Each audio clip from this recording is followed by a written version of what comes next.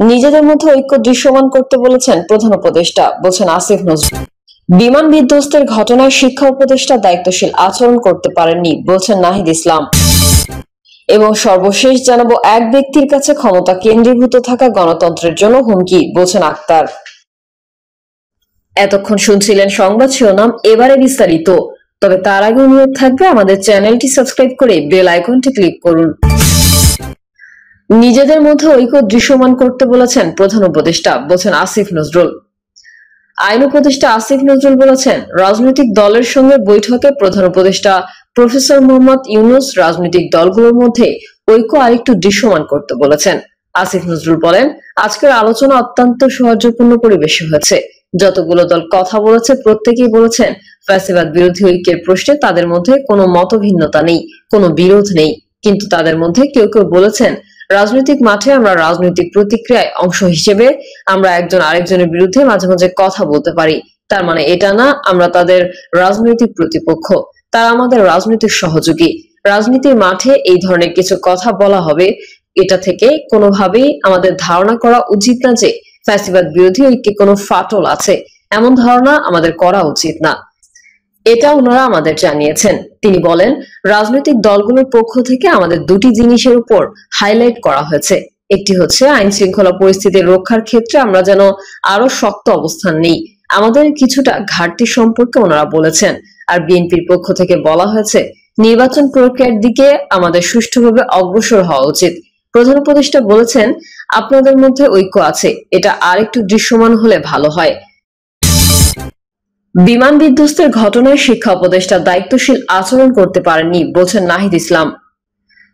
রাজধানীর উত্তরায় বিমান দুর্ঘটনায় সরকার দায়িত্বশীল আচরণ করলে এমন পরিস্থিতি সৃষ্টি হতো না বলে মন্তব্য করেছেন জাতীয় নাগরিক পার্টির আহ্বায়ক নাহিদ ইসলাম। তিনি বলেন, বিশেষ করে শিক্ষা উপদেষ্টা দায়িত্বশীল আচরণ করতে পারেনি, তবে এ নিয়ে যেন কোনো পক্ষ সুযোগ নিতে না পারে সেদিকে খেয়াল রাখার আহ্বান জানান তিনি। বিমান বিধ্বস্তে হতাহতের ঘটনায় মরদেহ গুম ইস্যুতে সরকারের সঠিক বক্তব্য আসা উচিত ছিল বলেও মনে করেন নাহিদ ইসলাম। তিনি বলেন, এ নিয়ে নিরপেক্ষ তদন্ত কমিটি গঠন করতে হবে, যেখানে শুধু সরকারের প্রতিনিধিরা থাকবে না, স্কুল কমিটির লোকজনও থাকবে। মাইলস্টোন স্কুল অ্যান্ড কলেজের শিক্ষার্থীদের 6 দফা দাবির সঙ্গে একাত্মতা পোষণ করেন নাহিদ ইসলাম। তিনি বলেন, বর্তমান পরিস্থিতিতে সবাইকে ধৈর্য ধারণ করতে হবে। জানাবো, উত্তরায় বিমান দুর্ঘটনা নিয়ে সামাজিক মাধ্যমে অপতথ্য, বাস্তবতা কি বলছে।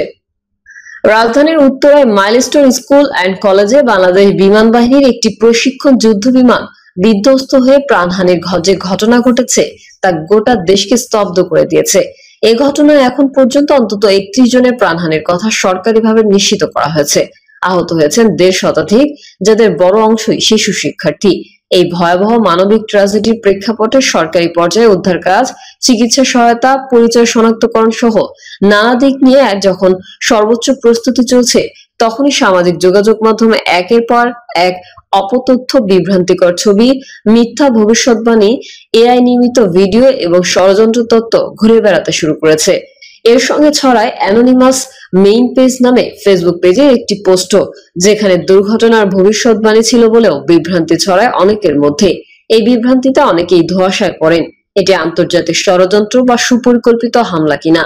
সরকারি সংস্থা, গণমাধ্যম, স্বতন্ত্র ফ্যাক্ট চেকাররা তথ্য যাচাই করে স্পষ্টভাবে জানাচ্ছেন, এসব প্রচার মূলত মিথ্যা, ভিত্তিহীন এবং উদ্দেশ্যমূলক। তবুও এসব গুজব সামাজিক যোগাযোগ মাধ্যমে অতি দ্রুত ছড়িয়ে পড়ছে, জনমনে বিভ্রান্তি তৈরি করছে এবং দুর্ঘটনাজনিত শোককে রাজনৈতিক বা ষড়যন্ত্রমূলক রূপ দেওয়ার প্রচেষ্টা দেখা হচ্ছে। দুর্ঘটনার দিনে একটি ভিডিও ফেসবুকে ভাইরাল হয়, যাতে দেখা যায় একটি যুদ্ধ বিমান একটি বিল্ডিং এ বিধ্বস্ত হচ্ছে, সঙ্গে সঙ্গে আগুন, ধোঁয়া যাচ্ছে এবং ধোঁয়া ছড়িয়ে পড়ছে চারদিকে। ভিডিওর ক্যাপশনে দাবি করা হয়, ওই ভিডিওটি 21শে July Milestone School and College যুদ্ধ বিমান বিধ্বস্ত হওয়া মুহূর্তের দৃশ্য। রিউমার স্ক্যানার টিম ভিডিওর উৎস অনুসন্ধান করে জানতে পারে যে এটি কোনো সংবাদ মাধ্যম, প্রত্যক্ষদর্শী, নিরাপত্তা ক্যামেরা বা মোবাইল ফোনে ধারণ করা বাস্তব ভিডিও নয়, বরং কৃত্রিম বুদ্ধিমত্তা বা আর্টিফিশিয়াল ইন্টেলিজেন্স ব্যবহার করে তৈরি একটি ভুয়া ভিডিও।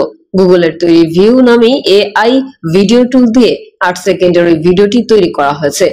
এতে ভিডিওর নিচের ডান পাশে ভিও লেখা ওয়াটারমার্ক ও এআই জেনারেটেড ট্যাগ দেখা গেছে। সবচেয়ে গুরুত্বপূর্ণ বিষয় হচ্ছে ভিডিওটিতে দেখা যাওয়া বিল্ডিং এ ইউএনটিআই কলেজ সদৃশ্য লেখা স্পষ্ট দেখা যায়। অর্থাৎ এটি উত্তরার মাইলস্টোন স্কুল অ্যান্ড কলেজের সঙ্গে কোনোভাবেই সাদৃশ্যপূর্ণ নয়।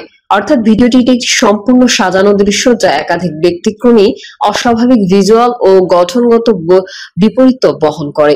দুর্ঘটনার দিনেই ফেসবুকে আরেকটি পোস্ট ভাইরাল হয়, যেখানে একজন তরুণীর ছবি দিয়ে বলা হয় তিনি একজন প্রশিক্ষিত পাইলট এবং এই বিমান বিধ্বস্তের ঘটনাকে সুপরিকল্পিত একটি মিলিটারি পিআর অপারেশন বলে উল্লেখ করেন। তিনি আরো বলেন, এটি নিছক দুর্ঘটনা নয়, বরং জনগণের মনোযোগ অন্যদিকে ঘোরানোর কৌশল। পরে ফ্যাক্ট ওয়াচ অনুসন্ধান করে জানতে পারে এই তরুণীর নাম রোকেয়া দেশাই এবং তিনি একজন ভারতীয় নাগরিক। তিনি বাংলাদেশের এই বিমান দুর্ঘটনা সম্পর্কে কোথাও কোনো মন্তব্য করেনি। তার ছবি এবং পরিচয় ব্যবহার করে বাংলাদেশে গুজব ছড়ানো হয়েছে সম্পূর্ণ মিথ্যা দাবির ভিত্তিতে। এছাড়া দুর্ঘটনার আগের দিন অ্যানোনিমাস মেইন পেজ নামের একটি ফেসবুক পেজ থেকে একটি পোস্ট দেওয়া হয়, যাতে লেখা ছিল একটি স্কুল ভবন ধসে পড়তে যাচ্ছে, বহু শিশু প্রাণ হারাবে। দুর্ঘটনার পর ওই একই পেজ থেকে বাংলাদেশের বিমান দুর্ঘটনার ভিডিও শেয়ার করে বলা হয়, আমরা সবসময় আগেভাগেই সতর্ক বার্তা পাঠাই। এই পোস্ট দুইটি দেখে অনেকেই দাবি করতে শুরু করেন অ্যানোনিমাস গ্রুপ আগেই ভবিষ্যৎবাণী করেছিল এবং এটি নিছক দুর্ঘটনা নয়, বরং আন্তর্জাতিক ষড়যন্ত্র বা সুপরিকল্পিত হামলা হতে পারে। কিন্তু বিশ্লেষক ও ফ্যাক্ট চেকার কদরুদ্দিন শিশির জানিয়েছেন এই পেজের কোনো সম্পর্ক নেই প্রকৃত অ্যানোনিমাস হ্যাকার গ্রুপের সঙ্গে। তাদের অফিসিয়াল ওয়েবসাইটে যে ফেসবুক পেজ উল্লেখ আছে সেটি সেই পেজ নয়, বরং এই ভেরিফাইড পেজটি মূলত একটি অনলাইন জুয়ার প্ল্যাটফর্ম, যারা বিভিন্ন সময় গেমিং ও জুয়া বিষয়ক পোস্ট করে থাকে এবং নতুন সদস্য সংগ্রহ করে। তিনি আরো জানান, এই পেজের ট্রান্সপারেন্সি বা পরিচালনাগত তথ্য বিশ্লেষণ করে দেখা গেছে এটি পরিচালনায় হয় যুক্তরাষ্ট্রের হাওয়াই, নাইজেরিয়া এবং একটি অনির্দিষ্ট দেশ থেকে। ভাইরাল হওয়ার পর পেজটির অ্যাডমিন সংক্রান্ত তথ্য তারা গোপন করে দেয়, যা থেকে প্রতীয়মান হয় এটি একটি স্ক্যামার চক্র দ্বারা পরিচালিত পেজ এবং এর সঙ্গে নাইজেরিয়ান অনলাইন জুয়ারিদের সম্পৃক্ততা থাকতে পারে। এই অপপ্রচারের আরেকটি চিত্র পাওয়া যায় মতিউর রহমান নামে একটি ফেসবুক ব্যবহারকারীর পোস্টে। তিনি একটি স্ক্রিনশট লেখেন, বিমান বিধ্বস্ত হবে, শতাধিক শিশু আহত হবে এবং তা ভাইরাল হয় আগামী ভবিষ্যৎবাণী হিসেবে। রিউমার স্ক্যানার অনুসন্ধানে নিশ্চিত হয় এই পোস্টটি প্রথম দেওয়া হয় 18 জুলাই রাত 2:10 যেখানে লেখা ছিল 0967657515। 17 জুলাই। এরপর 21 জুলাই দুর্ঘটনার পর একাধিকবার ওই একই পোস্ট এডিট করে বিমান বিধ্বস্ত, শতাধিক আহত, মাইলস্টোন হামলা পরিকল্পনা ইত্যাদি বার্তা যুক্ত করা হয়।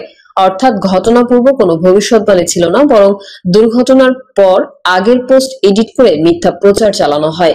এছাড়া দুর্ঘটনায় আহত শিশুর ছবি দাবি করে একটি ছবি ছড়ানো হয়, যেখানে দেখা যায় দুটি ধুলোমলিন শিশু হাসপাতালের স্ট্রেচারে বসে আছে। ক্যাপশনে লেখা, এটা গাজা নয়, বাংলাদেশের দৃশ্য। ফ্যাক্ট চেক করে দেখা যায় ছবিটি আসলে গাজার আল শিফা হাসপাতালে তোলা 2023 সালের